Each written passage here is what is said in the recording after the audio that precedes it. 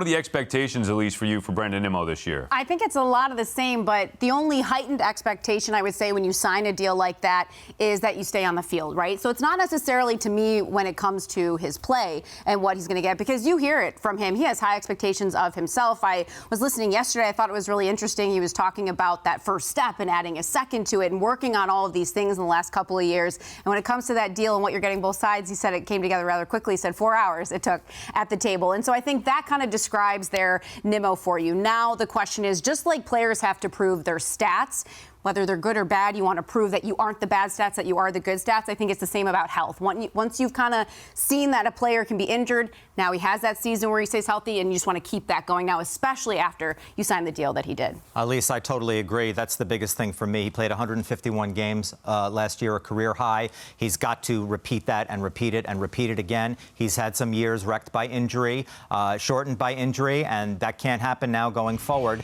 for the Mets' sake. Also, look, I think he's always been a great on-base guy, right? Last year was not his best on base. He trimmed strikeouts a little bit. That's got to continue as well.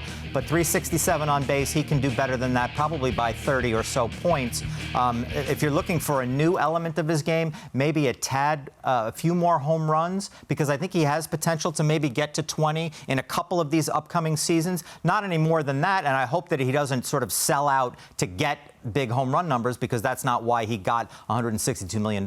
But if Brandon Nimmo is what he's been, a healthy, going forward here, this is going to be a great contract, obviously, for him and for the Mets. He needs to be a little bit more impactful offensively. We just talked about it with the other lineups in comparison to the National League East. The Mets are relying on Nimmo, and I get that his strength is not, to your point, and he's not going to be a power guy. However, he needs to hit more than 16 home runs. Simple as that. I mean, you're playing an outfield spot, and I know, look, he's really a corner outfielder who's done a nice job adjusting in center field, but to me, he needs to be more impactful at the dish in spots where maybe the Mets need to have runs driven in. I don't need to see him walk. I want to see him square one up and hit it in the gap somewhere, or hit one over the fence, which he has the ability to do. The other thing, he should be better on the base paths. And who knows now with the rules how that's going to impact Brandon Nimmo, but maybe more stolen bases to have him be a more impactful offensive player. I think that can make a big difference in that Mets lineup.